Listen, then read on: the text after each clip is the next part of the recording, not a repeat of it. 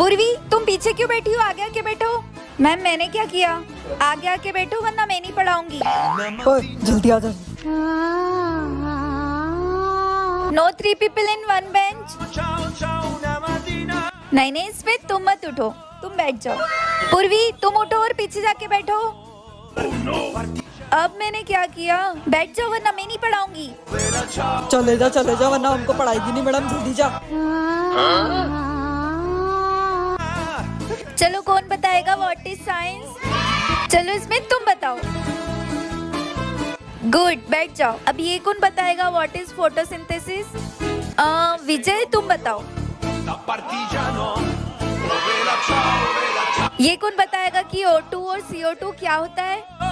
अब देख तू। No one knows. कभी खुशी कभी गम।